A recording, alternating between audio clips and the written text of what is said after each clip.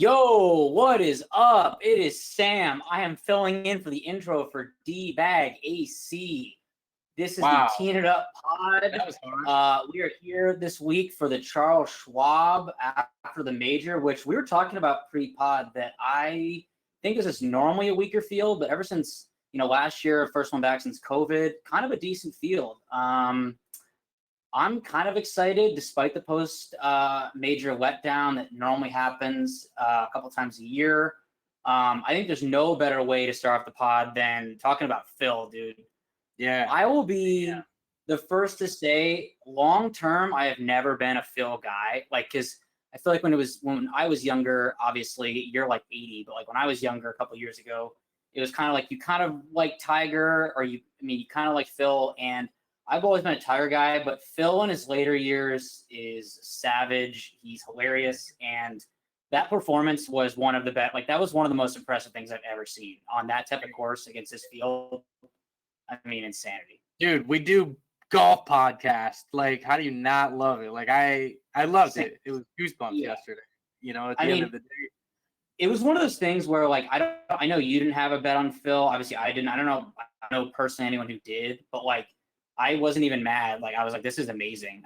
Obviously I hate Brooks, complete coward after the round as he always is when he loses. Oh God, what is up with him, dude? That's why I hate him. Just little shit like that.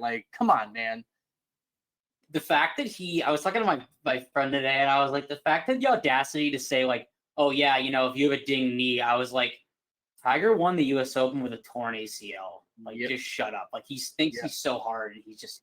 He was tweeting that thumbs up a couple times today. I don't know if you saw that. I know. Rolling, and who knows if it's really him on the Twitter account, but fuck Brooks, bottom line. Thanks for opening, Sam. You took over. I challenged you today, and all joking aside, let's get at it. Historic week. You and I did the golf podcast right after Tiger won. My initial thoughts are, I hate saying it. It wasn't the same as Tiger because I'm in your camp. Tiger. The moment was amazing to me.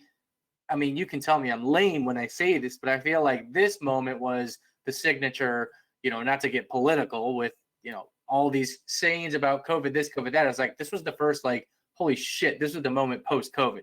I felt like this was the first, we're back moment in sports. I know we've had fans in, stadiums and events, but this was the first, historic type of event that I embraced, now that, all these rules are changing, thank God. We're kind of going back. So yeah, the pictures were amazing. No doubt about it, dude. It's just golf. That crowd was insane.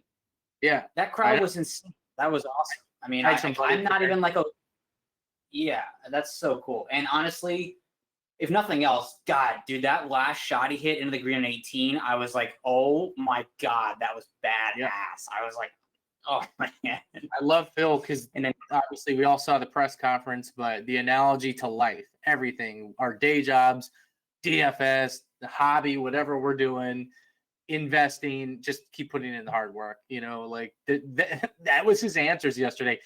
Phil, how'd you do it? Just kept putting in hard work. So no matter what we're doing, it's really good to hear. Just keep grinding, right? So let's get into it. Let's keep doing what we do best. Keep grinding. Keep looking for that optimal type build in DFS lineups. And of course, we've really done a good job over the course of time talking about leverage spots. And last week we did bring up Phil. If you go back and listen to the tape, which literally zero of you will do, so I could get away with potentially white lying right now. But in all seriousness, we talked about Phil last week. We talked about him. We spent a good minute or so on it, and we both obviously said no way, but he came to the conversation being so cheap. And there's always guys in that 6K range, low 7K range that can change your life in DFS. I took a couple shots now to go retrospect for myself. Sam had a really good week. I actually had a really awesome week in MME. I had a couple lineups that were really pumping late, surprisingly. Cantley went on a run for me. I really needed a strong Gary Woodland finish. If he won, I might have been looking at a top 1 percentile outcome in MME. I went really overweight with Woodland. He was in your content. You talked about him. You actually hyped him up and sold me on him. So I went overweight on him in the optimizer, which gave me a great run. My main lineup that I played really sucked ass when Tringali ejected. I mean, I had Peters in my lineup. You guys were trolling me with him. To me, that didn't matter because I knew going in like a solid 5 or 6 was going to be great. I thought there was upside with Peters. He ejected, like a lot of these guys. But then when Tringali did it, for me, it was just a kick in the balls. I was like, all right, like I went from not a guaranteed catch, but I felt really good about my lineup. I really did. I liked the way it was constructed. I got a few really low-owned guys we talked about last week. I wanted to lose or end up in the top 5 percentile with my main lineup. I lost. I didn't bubble. There was a lot of chalky players that I just avoided, and it is what it is. But Sam, you had a good week, so tell me what you did a little bit different, and then let's start talking about these golfers for this week at the Charles Schwab Challenge. Yeah, I mean, dude, I can just sum it up with one. Like I DM'd you. I was like, what are we staring at my main lineup, the one that did by far the best for me, and I had the most money on. But I was like, if I play Answer in this lineup, like he's gonna be in like the $200 single entry one. I was like, he's gonna be 20-30% owned. I was like, I'm gonna do it. I'm just gonna go back to the well one time. For once, Paul Casey did not go full coward. Like, if he had made that putt on 18, which let's be honest, he was never making that putt, but like that would have been like way better. Obviously, that would have been, but like the fact that he did beat Answer on the scorecard and actually did not just completely collapse was like the first time ever that Paul Casey has come through for me, literally ever. So that was, I mean, honestly, it was crazy because it just made me feel like I'm obviously not that good because I had like a 6-6, and normally a 6-6 in any week is like a huge upside, but the 6-6 was high because most of the chalk, I mean, I got lucky that finally, after like 1 of 100 times, Xander missed the cut. That was epic. That was everything. That was awesome. Dude, you and I hit that was so many good freaking fades again. That's how I feel really good about my DFS game right now. I'm not going to lie. Like, I feel like a big win's coming. Well, yeah, because I finally feel like for one, I'm actually getting the fades right. Now the plays are not working out as well because, I ended up panic playing Peters and Cash, which that was. You did too? I didn't know you did. I actually did not know that you did. Why did you do that? I was like, because what happened was, despite me talking about, I love Peters and Cash. Oh my God. No, dude, I love Stewart Cink and how he's like 100 years old and his driving distance is like top 20 in the PGA Tour. But I was like, I cannot play a chalk Stewart Cink and Cash, and I should have done it. It was, This is why we do these podcasts, because I actually learn every time I'm on here. I learn for better or worse. Sometimes, again, we make the right decisions, the wrong decisions. I feel like right there, you replay this decision. You and I with Stewart Cink, I was thinking the same thing. It's another guy. We talked about him on the podcast for a while. We talked about him in Discord early in the week before some others probably in the industry did. And then again, he came up in the content and stuff. I ultimately decided to go with a guy that was 8 times lower owned, literally 8 times lower owned. Thomas Peters with mega upside as far as the bombing perspective. We knew it, the winds, the distance, yada, yada. I mean, Stewart Cink's still driving the ball well, but like in reality, I'm like, am I really going to play a 12% Stewie Cink? I chose the last like you did. And dude, that was actually the right decision. It still was the right decision in hindsight. No, I mean, I completely, what's the opposite of galaxy brain? Because it's like, okay, the guy's won twice on tour this year. He weirdly hits the ball pretty far for a guy who's in his late 40s.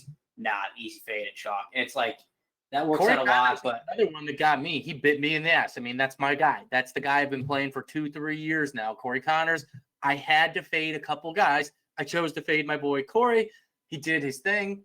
It is what it is. Like, all right, you know what I'm saying? Like, let's move on. But I think we can learn a lot. Like, you're not always going to get the right chalk right when you fade it, but you're always not going to get it wrong. But I do think there's merit to continue to take some shots and find at least a couple low-owned guys. You can always have some guys higher owned. By the way, last thing I didn't even ask was Berger. He was in your main lineup, right?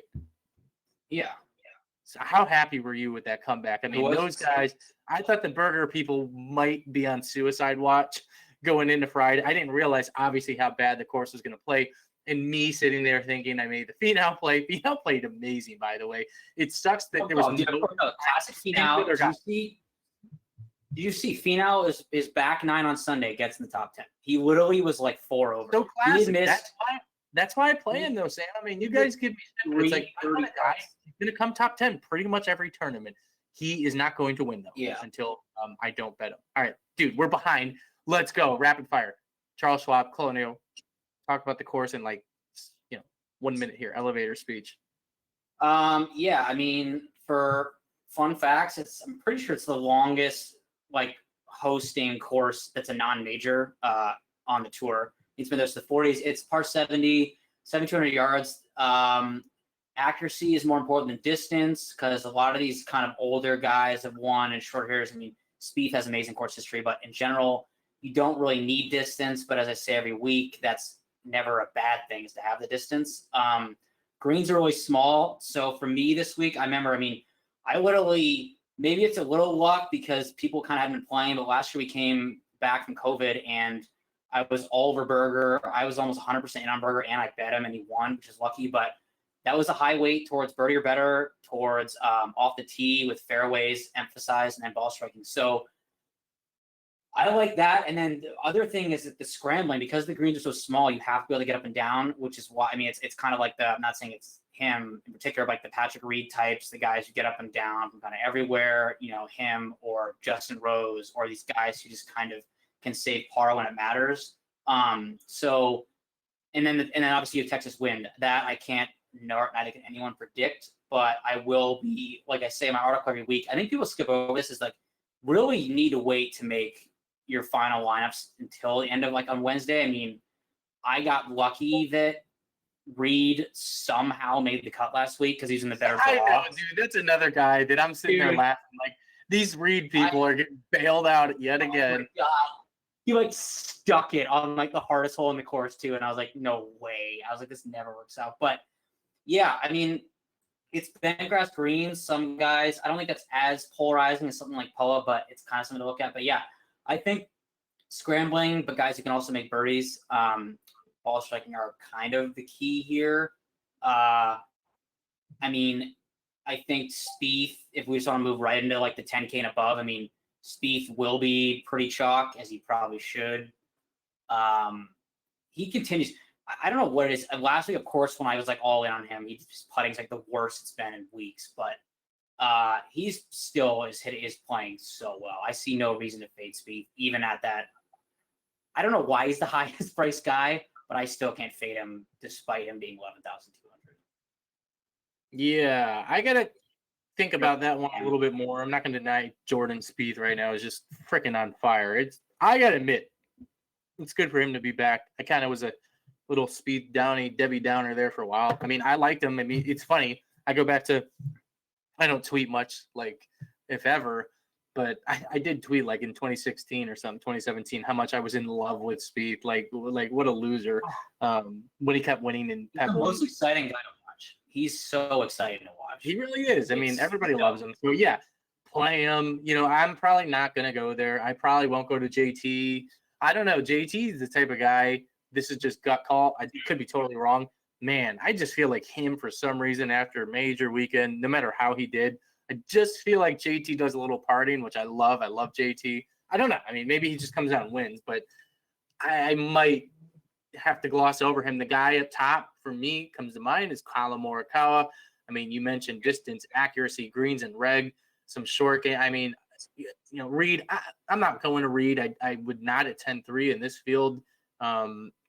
I get it. But for me, it's Morikawa actually kind of sticks out. Of course, yes, yep. Spieth is there too, but I just think that you're getting a little expensive up top. And yeah, everybody's going to go to Berger. I think Morikawa might be the better leverage play. Berger, the value cash play at 10,000. Not sure. I think, wasn't it last year? Yeah. So those are the two guys. Morikawa is my favorite play of anyone, but wasn't it last year? Was it between Berger and Morikawa? And did Morikawa miss that 3-foot putt in the playoff? And that's how Berger won. I think that's what happened. Yeah, I think so. Yeah. Because Morikawa looked really good. I'm not looking at the data, by the way. This is just eye test. He looked really good this week. He was actually lurking there on the weekend. Yeah, dude, he went total Morikawa. He was one of the best ball strikers in the field, probably top 3. He sucked at putting like he normally does. But I'm gonna take a look at Morikawa. Are you gonna go back to the Berger well though, like everybody else? I wouldn't find a reason to fade him. I probably won't play him. Honest to God, dude. You said distance matters here. You're saying distance matters, right? Distance and greens and reg.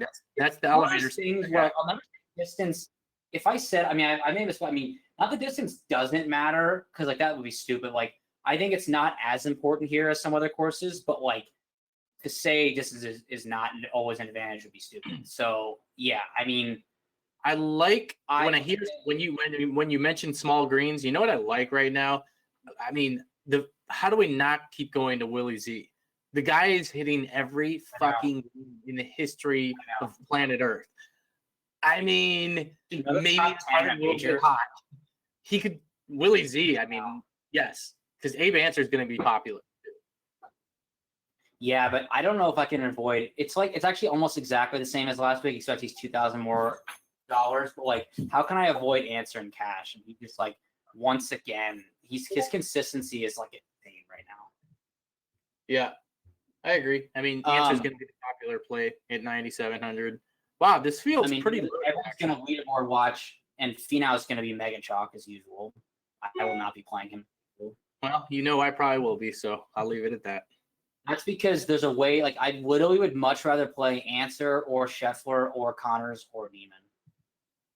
Finau's just a goat. Another guy, another truther.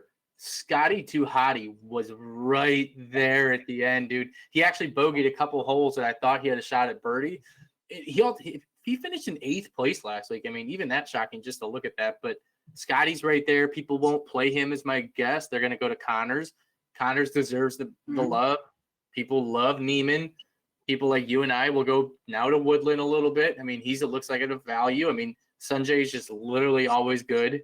There's a lot of guys in this field. I could easily see, the first guy I feel like right now fading. I feel like Kokrak just won't show up this week because I have no interest. I do like him, but he probably won't go there. Yeah, I do too. But I mean, yes, I'm a little salty. Burned me to the quad for absolutely no reason on the easiest hole last week. But it just 9,000, dude. Like, no, that's ridiculous. I mean, no. Rose, no, not doing it. No, not after the major. No Sergio, no Kuchar, no Westwood, no Kirk for me. No, I know Brandon Grace was fucking there, but no. I mean, especially these guys. I gotta say, this is a narrative, but majors where it's a grind. A lot of these guys that were there late, they don't want to fucking play this week. Like they don't want it. Brandon, you really think Brandon Grace is gonna? I mean, nobody's gonna play him, but I'm just saying, guys like that. Like I'm gonna factor that in a little bit this week. Guys that I think were there late. I know you're playing an $8,500 Phil Mickelson, right? Yeah, I mean, although nobody will play him, as we know in DFS, he will literally be 1%. Yeah. How funny is that? Know who I will go back to because I am officially the whisperer of him is Brian Harman. Faded him the last 2 times, missed the cut both times. Everyone hates his guts now. I gotta admit, a good play. I'm tired of getting Brian Harman wrong. I am not fading him here. Right. I mean, small greens, you said short game matters. He's coming off the miscut, got it out of his system. Oh. Yeah, actually, that makes he's now down to like 8,000, and he was like 9. It wasn't like really expensive like 2 weeks ago, and like no, I'll play Brian Harman. Absolutely playing Chalk Grillo too. That's a miscut. Absolutely. I have learned my lesson. I don't care how chalky he is. I'm not playing that guy in my main lineup whatsoever. So you're not on. I mentioned. So are you not on Kirk because you assume he'll be, which he probably will be, chalk? I like Chris Kirk. Again, I don't know. He's a bad putter, but I play way worse putters. Yeah, if he's gonna be chalk, like this is now we're entering that heartbeat range. This is the range that I'm gonna continue to take my shots. And if he's the guy, he's 10 to 15 to 18% owned, which it looks like he might be. It's Monday. I will absolutely not play that guy. I mean, Chris Kirk, I really haven't been playing. I mean, early in the year we got on him. Of course. Dude, look at that course history, though. He's made every cut he's ever played here a win. I don't care, though, dude. I mean, if this is going to be the Corey Connors, Paul Casey this week, then so be it. I'll probably lose. But right now, I got to take some shots here. So let's take some shots in this range. Oh, I mean, you say you're not playing him, but like, dude, I mean, I can't even bring him up. Who? Go ahead. I'm not going to talk about him. Oh, Matt Jones. Oh, I mean, you say you're not playing him. I'm absolutely going to keep getting burned by Sergio. I mean, he's a good Texas player. He's burned me twice in a row. he might be negative percent owned because everyone hates it, including me. Yeah, but I mean, I'm not going back there. He made a lot of sense for this course because he does hit a lot of greens, but he's not sucking. He's one of the best in the field off the tee, and yeah, he's obviously always going to putt badly, but like we know that. So like it's I'm just saying for the strength of field, not this field is like particularly quote unquote weak. Sergio's 7,500. Like, why is Sergio Garcia the same price as Peter Uihlein? Well, when you put it have a PGA perspective, I'll give you that. When you put it in that perspective, you're making me contemplate it a little bit more. But I still won't play him if he's really that high owned. All right, Varner. See, we say it at the same time. Like, I already know he's gonna be 10% owned. I want to play him too, but to your point, he blows up too much, and I'm not dealing with him if he's 10% owned. If he's magically 2% owned, absolutely, he'll be in my main lineup. But he's just a guy. He gets too much traction on freaking podcasts and in content, and in tournaments like this. Let's look elsewhere. I mean, right now, boom, Lucas Glover. If he's less than 5% owned, I'm going to take a hard look at him. I love kind of playing him on tracks like this. People don't like playing him. I still think he's got a lot of game. I mean, he needs to putt well. Oh, God, Doug Gim's in the field. If he's not owned, I mean, that's not I doubt it, though. People will go back to him. Sabatini. If you want someone in this range, you're looking for kind of the leverage. He has now gained, I think, 8 tournaments in a row on approach. He's 9. No, I'm done with him. 9th in approach for me, 11th in greens. Can I choose some 7,300 Russell Knox? I heard his name this weekend. Was that this tournament? Course. Very good corollary course of this is Harbor Town, which he has won.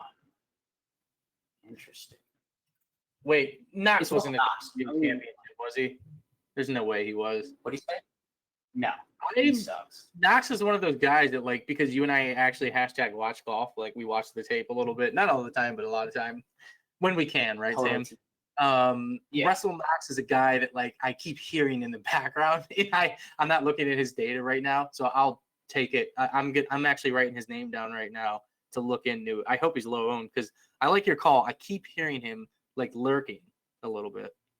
Well, because I wrote him up, like I literally was doing you guys should really sign up DFS Karma PJ package for final thoughts because dude, literally I was like researching last 2 Wednesdays ago and I was like, Russell Knox has been like doing stuff. And like I never get him right. It used to be like my classic like Harmon type thing like it is for you. And I was like, Knox has been hitting the ball. He came like T20. Like he was crushed. I mean, it's because he's so boring and never a threat to win. So no one plays him. Actually, looking at this field right now, people always play Dahmen, right? 7,400, start there. We already mentioned Varner.